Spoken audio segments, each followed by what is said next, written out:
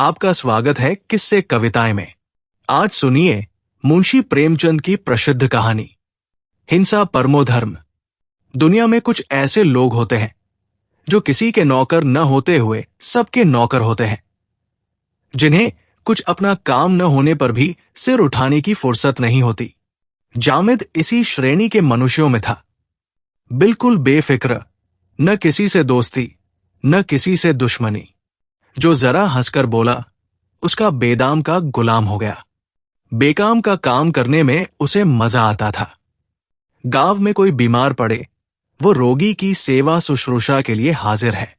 कहिए तो आधी रात हकीम के घर चला जाए, किसी जड़ी बूटी की तलाश में जंगलों की खाक छान आए। मुमकिन न था कि किसी गरीब पर अत्याचार होते देखे और चुप रह जाए। फिर चाहे कोई उसे मार ही डाले, वो हिमायत करने से बाज ना आता था। ऐसे सैकड़ों ही मौके उसके सामने आ चुके थे। कांस्टेबल से आए दिन ही उसकी छेड़छाड़ होती रहती थी, इसलिए लोग उसे बॉडम समझते थे। और बात भी यही थी, जो आदमी किसी का बोझ भारी देखकर उससे छीनकर अपने सिर ले ले, किसी का छप्पर उठाने या आग बुझाने के लिए कोसों दौड़ा चला जाए, उसे समझदार कौन कहेगा। सारांश यह है कि उसकी जात से दूसरों को चाहे कितना ही फायदा पहुंचे, अपना कोई उपकार न होता था। यहां तक कि वो रोटियों तक के लिए भी दूसरों का मोहताज था। दीवाना तो वो था और उसका गम दूसरे खाते थे। आखिर जब लोगों ने बहुत धिक्कारा, क्यों अपना जीवन नष्ट कर रहे हो? तुम दूसरों के लिए मरते हो, कोई तुम्हारा भी पूछने वाला है? अगर एक दिन बीमार पड़ जाओ तो कोई चुल्लू भर पानी न दे। जब तक दूसरों की सेवा करते हो, लोग खैरात समझकर खाने को दे देते हैं। जिस दिन आ पड़ेगी, कोई सीधे मुंह बात भी न करेगा। तब जामिद की आंखें खुली। बर्तन भांडा कुछ था ही नहीं। एक दिन उठा और एक तरफ की राह ली। 2 दिन के बाद शहर में पहुंचा। शहर बहुत बड़ा था। महल आसमान से बातें करने वाले, सड़कें चौड़ी और साफ, बाजार गुलजार, मस्जिदों और मंदिरों की संख्या अगर मकानों से अधिक न थी तो कम भी नहीं। देहात में न तो कोई मस्जिद थी न कोई मंदिर। मुसलमान लोग एक चबूतरे पर नमाज पढ़ लेते थे। हिंदू एक वृक्ष के नीचे पानी चढ़ा दिया करते थे। नगर में धर्म का ये महात्म्य देखकर जामिद को बड़ा कुतूहल और आनंद हुआ। उसकी दृष्टि में मजहब का जितना सम्मान था उतना, और किसी सांसारिक वस्तु का नहीं। वो सोचने लगा, ये लोग कितने ईमान के पक्के, कितने सत्यवादी हैं।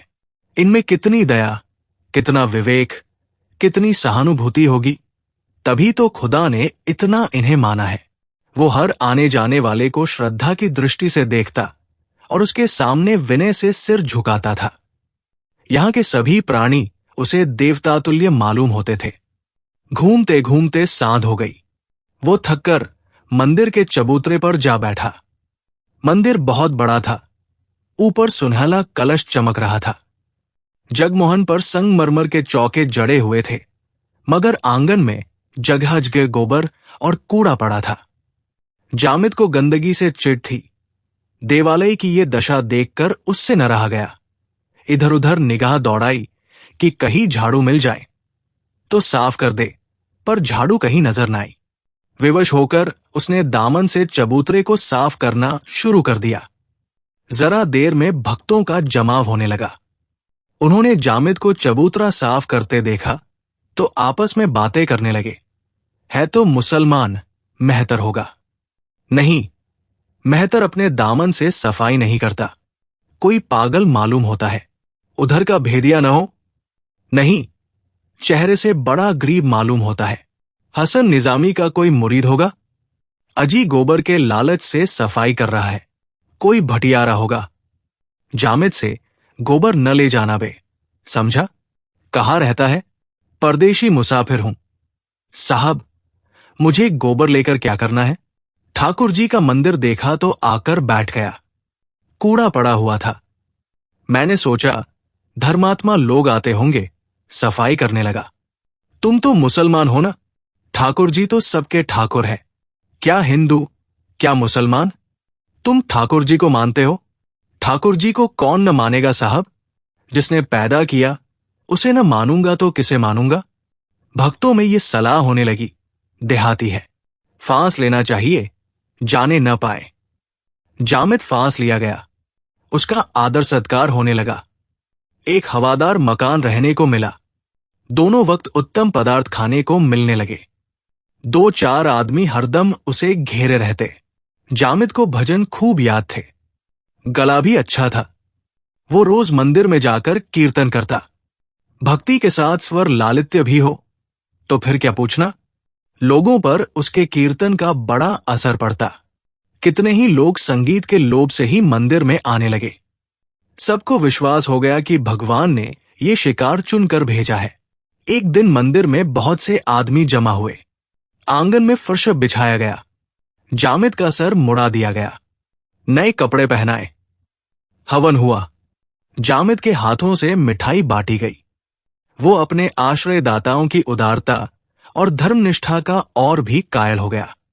ये लोग कितने सज्जन हैं, मुझ जैसे फटेहाल परदेशी की इतनी खातिर। इसी को सच्चा धर्म कहते हैं। जामिद को जीवन में कभी इतना सम्मान न मिला था। यहां वही सैलानी युवक जिसे लोग बौड़म कहते थे, भक्तों का सिरमौर बना हुआ था। सैकड़ों ही आदमी केवल उसके दर्शनों को आते थे। उसकी प्रकांड विद्वता की कितनी ही कथाएं प्रचलित हो गई। पत्रों में यह समाचार निकला कि एक बड़े आलिम मौलवी साहब की शुद्धि हुई है। सीधा सादा जामिद इस सम्मान का रहस्य कुछ न समझता था। ऐसे धर्मप्रायण सहृदय प्राणियों के लिए वो क्या कुछ न करता। वो नित्य पूजा करता, भजन गाता था। उसके लिए ये कोई नई बात न थी। अपने गांव में भी वो बराबर सत्यनारायण की कथा में बैठा करता था, भजन कीर्तन किया करता था। अंतर यही था कि देहात में उसकी कदर न थी। यहां सब उसके भक्त थे। एक दिन जामिद कई भक्तों के साथ बैठा हुआ कोई पुराण पढ़ रहा था तो क्या देखता है कि सामने सड़क पर एक बलिष्ठ युवक माथे पर तिलक लगाए, जनेऊ पहने, एक बूढ़े दुर्बल मनुष्य को मार रहा है। बूढ़ा रोता है, गिड़गिड़ाता है और पैरों पड़ पड़ के कहता है कि महाराज, मेरा कसूर माफ करो। किंतु तिलकधारी युवक को उस पर जरा भी दया नहीं आती। जामिद का रक्त खौल उठा। ऐसे दृश्य देखकर वो शांत न बैठ सकता था। तुरंत कूदकर बाहर निकला और युवक के सामने आकर बोला, बुढ़े को क्यों मारते हो भाई? तुम्हें इस पर जरा भी दया नहीं आती? युवक, मैं मारते मारते इसकी हड्डियां तोड़ दूंगा। जामिद, आखिर इसने क्या कसूर किया है? कुछ मालूम भी तो हो। युवक, इसकी मुर्गी हमारे घर में घुस गई थी और सारा घर गंदा कराई। जामिद, तो क्या इसने मुर्गी को सिखा दिया था कि तुम्हारा घर गंदा कराए?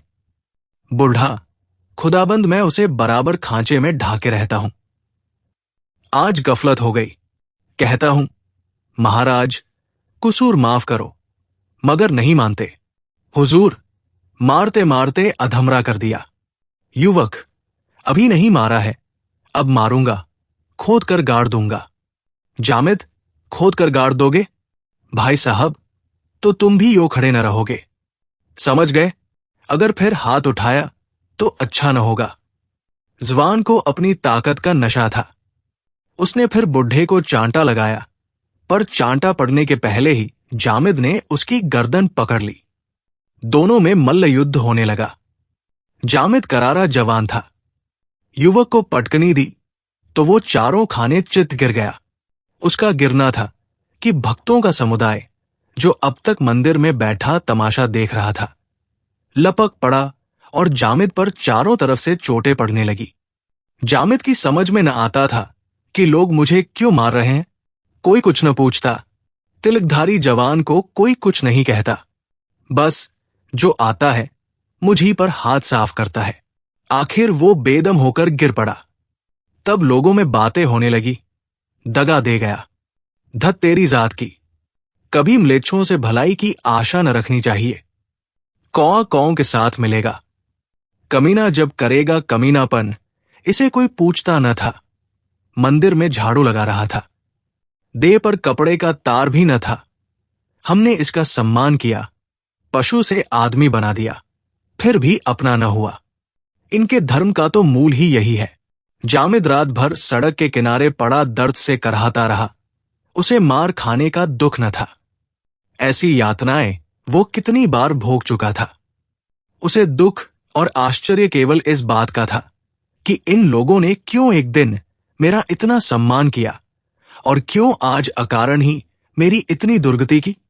इनकी वो सज्जनता आज कहाँ गई? मैं तो वही हूं। मैंने कोई कसूर भी नहीं किया। मैंने तो वही किया जो ऐसी दशा में सभी को करना चाहिए। फिर इन लोगों ने मुझ पर क्यों इतना अत्याचार किया? देवता क्यों राक्षस बन गए? वो रात भर इसी उलझन में पड़ा रहा। प्रातःकाल उठकर एक तरफ की राह ली। जामिद अभी थोड़ी ही दूर गया था कि वो बुढ़ा उसे मिला। उसे देखते ही बोला, कसम खुदा की, तुमने कल मेरी जान बचा दी। सुना, जालिमों ने तुम्हें बुरी तरह पीटा। मैं तो मौका पाते ही निकल भागा। अब तक कहाँ थे? यहां लोग रात ही से तुमसे मिलने के लिए बेकरार हो रहे हैं। काजी साहब रात ही से तुम्हारी तलाश में निकले थे, मगर तुम न मिले। कल हम दोनों अकेले पड़ गए थे। दुश्मनों ने हमें पीट लिया। नमाज का वक्त था। जहां सब लोग मस्जिद में थे, अगर जरा भी खबर हो जाती तो 1000 लठैत पहुंच जाते। तब आटेदाल का भाव मालूम होता। कसम खुदा की, आज से मैंने 3 कोड़ी मुर्गियां पाली है। देखो पंडित जी महाराज अब क्या करते हैं। कसम खुदा की, काजी साहब ने कहा है, अगर ये लौंडा जरा भी आंख दिखाएं तो तुम आकर मुझसे कहना। या तो बच्चा घर छोड़कर भागेंगे या हड्डिपसली तोड़कर रख दी जाएगी। जामिद को लिए वो बुढ़ा काजी जोरावर हुसैन के दरवाजे पर पहुंचा। काजी साहब वजू कर रहे थे। जामिद को देखते ही दौड़कर गले लगा लिया और बोले, वल्लाह, तुम्हें आंखें ढूंढ रही थी। तुमने अकेले इतने काफिरों के दांत खट्टे कर दिए। क्यों न हो, मोमिन का खून है, काफिरों की हकीकत क्या? सुना, सब के सब तुम्हारी शुद्धि करने जा रहे थे, मगर तुमने उनके सारे मंसूबे पलट दिए। इस्लाम को ऐसे ही खादिमों की जरूरत है। तुम जैसे दीनदारों से इस्लाम का नाम रोशन है। गलती यही हुई कि तुमने 1 महीने तक सब्र नहीं किया। शादी हो जाने देते, तब मजा आता। एक नाजनीन साथ लाते और दौलत मुफ्त। वल्लाह, तुमने उजलत कर दी। दिन भर भक्तों का तांता लगा रहा। जामिद को एक नजर देखने का सबको शौक था। सभी उसकी हिम्मत, जोर और मजहबी जोश की प्रशंसा करते थे। पहर रात बीत चुकी थी। मुसाफिरों की आमदरफ्त कम हो चली थी। जामिद ने काजी समाज से धर्म ग्रंथ पढ़ना शुरू किया था। उन्होंने उसके लिए अपने बगल का कमरा खाली कर दिया था। वो काजी साहब से सबक लेकर आया और सोने जा रहा था कि सहसा उसे दरवाजे पर एक तांगे के रुकने की आवाज सुनाई दी। काजी साहब के मुरीद अक्सर आया करते थे। जामिद ने सोचा, कोई मुरीद आया होगा। नीचे आया तो देखा, एक स्त्री तांगे से उतरकर बरामदे में खड़ी है और तांगे वाला उसका असबाब उतार रहा है। महिला ने मकान को इधर उधर देखकर कहा, नहीं जी, मुझे अच्छी तरह ख्याल है, ये उनका मकान नहीं है, शायद तुम भूल गए हो। तांगे वाला, हुजूर तो मानती नहीं, कह दिया कि बाबू साहब ने मकान तब्दील कर दिया है, ऊपर चलिए। स्त्री ने कुछ झिझकते हुए कहा, बुलाते क्यों नहीं, आवाज दो। तांगे वाला, ओ साहब, आवाज क्या दूं? जब जानता हूं कि साहब का मकान यही है तो नाहक चिल्लाने से क्या फायदा?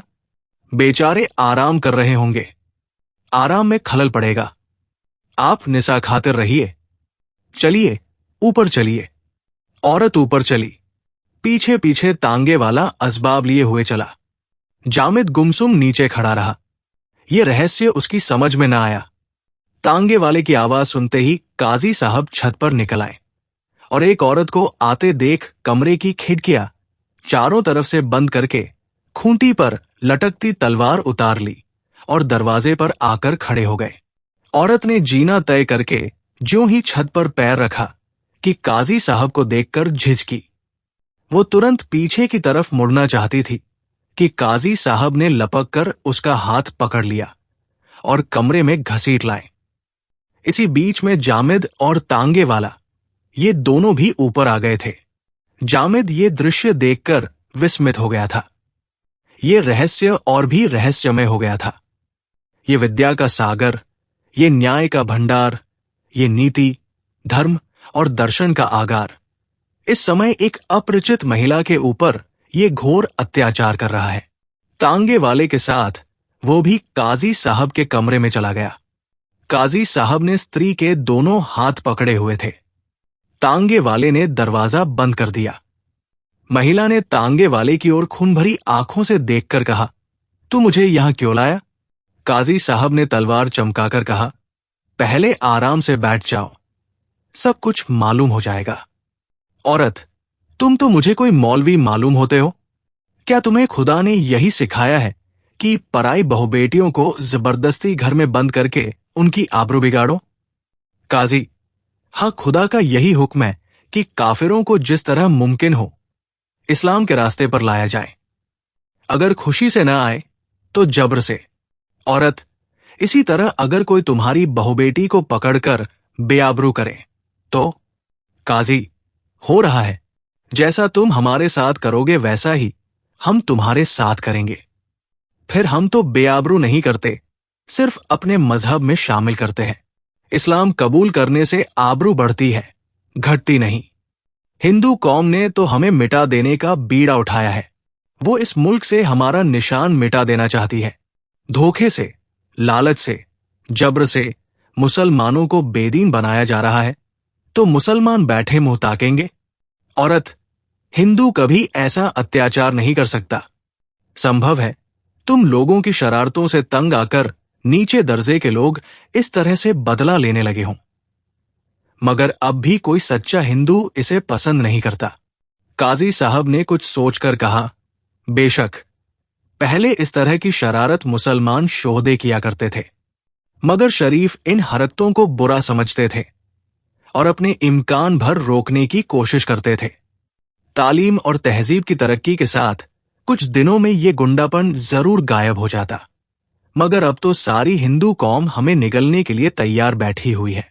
फिर हमारे लिए और रास्ता ही कौन सा है?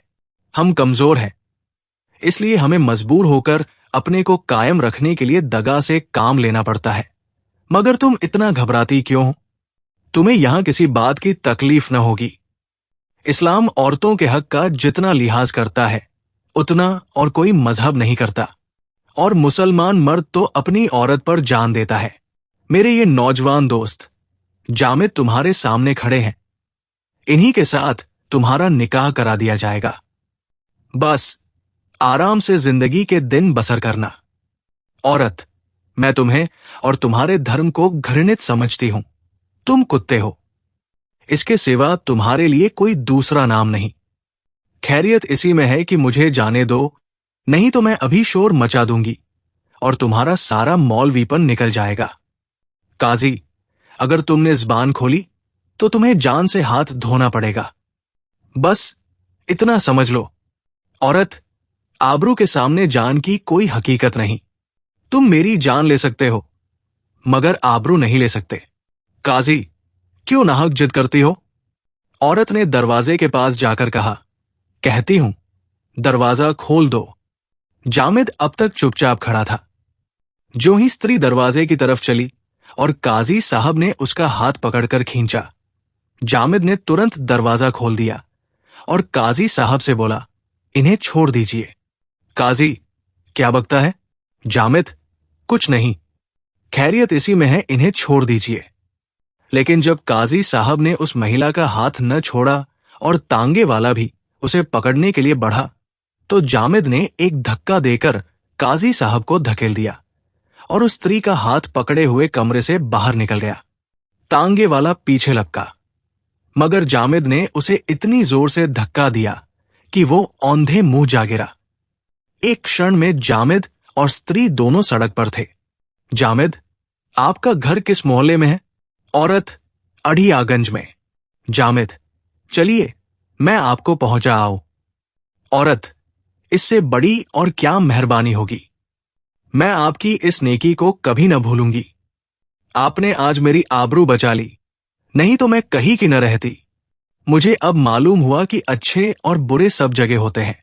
मेरे शौहर का नाम पंडित राजकुमार है। उसी वक्त एक तांगा सड़क पर आता दिखाई दिया। जामिद ने स्त्री को उस पर बिठा दिया और खुद बैठना ही चाहता था कि ऊपर से काजी साहब ने जामिद पर लठ चलाया और डंडा तांगे से टकराया। जामिद तांगे में आ बैठा और तांगा चल दिया। अढ़ियागंज में पंडित राजकुमार का पता लगाने में कठिनाई न पड़ी।